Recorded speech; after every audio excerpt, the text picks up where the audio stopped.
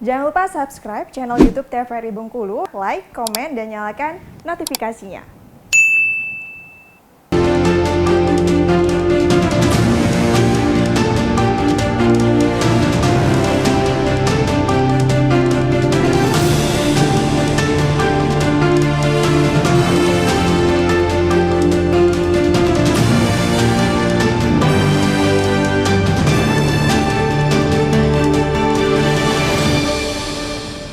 Baik, terima kasih pemirsa, masih di Brandon edisi 24 Maret 2023 di hari kedua puasa ini dengan tema kita yaitu tetap sehat di bulan puasa.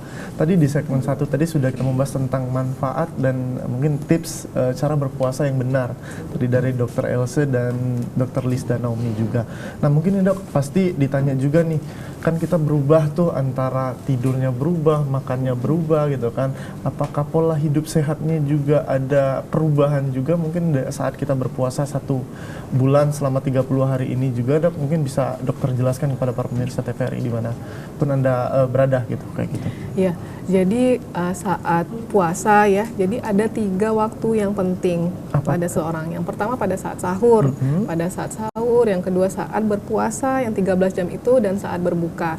Nah, pola hidup yang ketiga waktu inilah yang harus kita jaga supaya badan kita tetap sehat, tetap bugar seperti itu ya. Saat sahur yang harus kita jaga tentunya nutrisi yang berhubungan dengan kalori dan berhubungan dengan kebutuhan energi nih, karena 13 jam kita tidak ada asupan yang masuk, 13 jam kita tidak makan, tidak minum seperti itu ya. Jadi saat sahur dianjurkan memang kebutuhan nutrisi baik karbohidrat, protein, serat, lemak, vitamin dan mineral itu sangat harus dipenuhi ya. Walaupun saat sahur. Makan sahurnya agak loading ya dok ya gitu kan. Iya. Ngantuk-ngantuk gitu karena, harus tetap ya dok ya karena gitu ya. Sahur inilah yang menentukan cadangan kita untuk beraktivitas 13 jam ke depan seperti itu. Jadi jangan lupakan, apalagi sayur sama buah itu sangat dia dicernanya itu lebih lambat dibandingkan glukosa yang berasal dari karbohidrat lemak dan protein. Yang ketiga ini akan lebih lambat dicernanya, lebih cepat. Kalau yang sayur sama buah akan lebih lambat dicernanya. Nah, jadi sayur sama buah itu sangat penting karena dianya itu untuk cadangan jangka panjang seperti 13 jam ke depan. Nah, setelah kita memang sudah memenuhi kebutuhan nutrisi dan juga kebutuhan rehidrasinya, kebutuhan cairannya. Jadi sehari itu seseorang itu harus terpenuhi cairannya itu 2 liter atau sama dengan 8 gelas. 8 gelas ya. Makanya ada rumus yang mengatakan 2 gelas saat sahur, 2 gelas saat berbuka, 4 gelasnya saat setelah berbuka yang malamnya itu ya, malam ketika mau tidur. Jadi 4-2 seperti itu ya. Dicicil ya dok. Kalau minum 2 liter langsung kembung ya, begah seperti itu. Nah, yang kedua saat puasa 13 jam itu apa yang harus kita cermati adalah kebutuhan istirahat. Kita juga membutuhkan istirahat karena itu tadi, karena cadangan itu sudah mulai berkurang, tentunya akan ada fase di mana kita akan merasa lebih lemah lebih lemas lah seperti itu. Nah, kita membutuhkan istirahat sejenak untuk menyegarkan tubuh kembali. Nah, idealnya kebutuhan tidur atau istirahat seseorang itu dalam 1 hari adalah 8 jam. Nah, setelah itu yang harus kita cermati lagi, waktu yang ketiga adalah saat berbuka puasa. Berbuka puasa kita harus menahan diri, maksud di sini menahan diri karena biasanya orang berpuasa ini lapar mata, pergi beli takjil beli takjil dan makanan itu semuanya dibeli nih. Ini ada cendol, ada gorengan semuanya. Benar. Nah, balik lagi dianjurkan kebutuhan nutrisi yang 4 sehat 5 sempurna itu harus ada karbohidratnya, harus ada protein, lemak, serat, sayur dan buah, dan juga rehidrasi tadi. Makanya dianjurkan saat berbuka puasa dianjurkan memang makanan yang manis-manis seperti kurma, madu, karena saat tubuh kita sudah hampir habis cadangan glukosanya atau cadangan makanan itu tadi, ketika kita makan yang manis, karena dia akan pencernaan atau pemecahan ke glukosanya akan lebih cepat. Jadi kebutuhan energinya akan langsung terpenuhi dan tubuh akan segar kembali seperti itu. Berarti memang dari segi kesehatannya juga sebenarnya berpengaruh ya. Yang slogan berbukalah dengan yang manis-manis gitu kan, betul. kayak gitu. Nah, itu yang harus diperhatikan. Nah, dan juga jangan makan yang berlebih, harus juga sesuai dengan kebutuhan kalori. Kan hilaf kadang tuh dok, karena semuanya balas berlebih. dendam. Iya, jadi jangan jadikan berbuka puasa itu ajang untuk membalas dendam, nafsu untuk. Nah, tuh pemirsa jangan sampai balas dendam ya nanti ya, gitu ya. Harus dikontrol. Iya, gitu ya, betul dok, ya, sekali. Gitu. Okay. Nah, selama puasa juga dianjurkan olahraga. Tidak ada yang mengatakan tidak boleh olahraga. Hanya saja yang perlu dicermati olahraga yang bagaimana. Olahraga intensitasnya ringan, seperti senam aerobik, seperti yoga, seperti itu ya. Dan 30 sampai 60 menit cukup. Untuk waktunya itu disesuaikan dengan orangnya lagi. Kalau memang waktu yang dianjurkan adalah waktu sesudah sahur, tapi jangan itu tadi, cari intensitas yang ringan, jangan terlalu berat, jangan yang menguras energi. Jangan sampai pula batal puasa gara-gara betul olahraga sekali. gitu kan ya, Cari atau memang kalau mau olahraga yang agak berat waktu sesudah berbuka, tapi 2 jam sampai 3 jam setelah berbuka.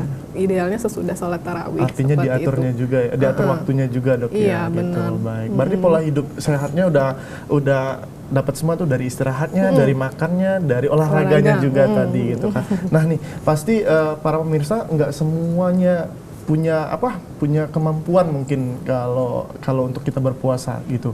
Biasanya kan kalau yang nggak bisa nahan lapar lama tuh kan orang-orang atau pasien penyakit MAH nih dok gitu kan. Mungkin dari Dr. Liz dan Naomi bisa memberikan edukasi lah untuk para pasien penyakit MAH untuk berpuasanya seperti apa. Oke.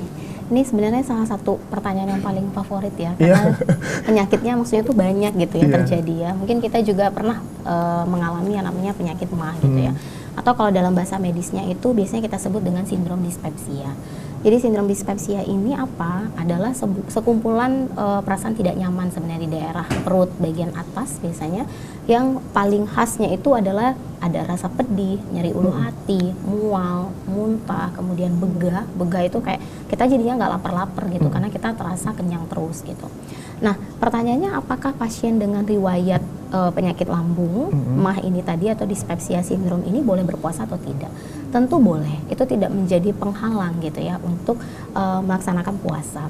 Tapi ada beberapa tipsnya mungkin bagi masyarakat ataupun teman-teman yang ada di rumah yang punya riwayat sakit lambung atau dispepsia. Misalnya adalah ketika mau sahur ya atau mempersiapkan makan. Sama yang seperti yang disampaikan oleh Dr. Elsa tadi, kita pada pasien dengan penyakit lambung atau dispepsia itu tidak boleh makan langsung sekali banyak gitu. Misalnya, biar nanti nggak lapar langsung 3 piring gitu ya. Biasanya kan mindsetnya kayak gitu ya, biar gitu, cadangannya banyak gitu ya, jadi langsung 3 piring. Juga, dok, ya. Nah, padahal justru itulah yang menyebabkan kambuh MAH. Jadi bukan karena puasanya, tapi karena salah dalam pola awalnya. Itu kayaknya orang awam pasti sedikit tahu tentang edukasi itu. Iya. Kayak gitu. Jadi prinsipnya pada pasien-pasien dengan dispepsia sindrom atau penyakit MAH itu adalah makanlah dalam porsi yang secukupnya, artinya tidak terlalu banyak langsung, tapi sesering mungkin. Nah, berhubung kita puasa gitu ya, nggak mungkin juga sesering ya, per 2 jam gitu ya kita puasa ya. Batal jadinya ya. Jadi makanlah gitu dalam porsi yang secukupnya gitu, secukupnya, tapi dengan tadi seperti yang disampaikan oleh Dr. Elsa, kadar seratnya cukup atau boleh lebih diperbanyak lagi, seperti kandungan buah, sayur gitu ya. Kemudian protein, terutama untuk yang lemaknya baik ya, lemak baik, kan kita ada lemak jahat, ada lemak baik gitu ya. Itu yang lebih kita utamakan seperti itu. Dan cukupi juga untuk kebutuhan hidrasi tubuh kita atau cairan tubuh kita gitu. Sama seperti yang disampaikan oleh Dr. Elsa tadi, kita harus ingat nih bahwa harus 2 liter nih ceritanya. Jadi kita makan tadi dalam porsi yang cukup dulu, tapi kadarnya atau kandungan zat gizinya itu pas gitu. Jadi bukan hanya makan asal makan aja gitu, tapi memang kadarnya itu pas dan cukup untuk sel-sel tubuh kita selama 13 jam kurang lebih berpuasa. Lalu kemudian kita cukupi kebutuhan cairannya tadi. Dan untuk pasien-pasien yang punya riwayat dispepsia, misalnya mau mau konsumsi obat mah dulu di awal pada waktu sahur itu boleh juga. Itu misalnya dia lumayan sering kambuh ya, misalnya itu kan ada beberapa obat mah tentunya harus konsultasi ke dokter juga ya untuk obatnya. Itu boleh dikonsumsi misalnya 30 menit sebelum makan sahur gitu. Dan itu akan membuat si pasien ini tadi yang mau menjalankan puasa tadi akan lebih lega gitu karena dia udah masuk obat untuk jaganya seperti itu. Oke, berarti dianjurkan tapi tetap dengan apa tadi? Dengan makan yang sesering mungkin gitu ya. Kadarnya gitu itu cukup gitu ya. Dan satu lagi sebenarnya tidak boleh langsung berbaring ya saat makan, setelah selesai makan gitu. Karena itu akan membuat nanti terjadi yang namanya reflux atau aliran balik dari isi lambung ke atas gitu. Ketika katup di bawah tenggorokan kita itu longgar atau inkompeten, itu akan membuat dia naik ke atas gitu. Jadi jangan langsung berbaring atau tidur. Itu pemirsa gitu ya, jangan kalap sahurnya dan bukanya kayak gitu kan. Dari dua dokter ini udah dikasih edukasi nih gitu karena dok gitu kan. Berarti tadi sudah membahas tentang yang sakit mah juga gitu kan. Nah tadi kan kita membahas tentang imun gitu kan, bukan hanya iman dan imun yang kita tingkatkan kayak gitu kan. Gitu kan. Biasanya kan kita juga apa ya? Ada alasan kadang males kerja, kadang paginya ngantuk karena kepotong sahur dan lain sebagainya gitu kan dok. Apakah memang ada hubungan nggak dok dari daya tahan tubuh manusia atau misalnya imunnya dengan berpuasa gitu kan? Apa pengaruh biologis apa yang membuat dia lemas? Apa kurang apa atau seperti apa dok? Iya, kalau hubungan misalnya ada perasaan yang lemas, yang ngantuk, itu balik lagi. Dia sahur nggak seperti itu. Itu karena pengaruh banget berarti dok ya. Karena kalau dia kekurangan nutrisi, kekurangan kecukupan nutrisi seperti itu, dia pasokan oksigen ke otaknya akan sedikit. Nah itulah yang bisa menyebabkan ngantuk tadi. Nah jadi harus ditanya lagi tadi sahur atau enggak seperti itu ya. Pagi-pagi udah ngantuk bangun tidur seperti itu. Nah yang kedua hubungan puasa dengan meningkatkan daya tahan tubuh ya atau imunitas. Jadi memang dari beberapa sumber sudah menyatakan bahwa puasa ini memang ada hubungannya dalam peningkatan daya tahan tubuh seseorang. Balik lagi tadi karena saat kita berpuasa itu ada yang namanya regenerasi sel. Gitu tadi. Baik, mungkin kita akan lanjutkan lagi nanti dok gitu ya. Dokter Elsa dan Dokter Lisda Naomi untuk para pemirsa jangan kemana-mana, tetap di TVRI Bengkulu.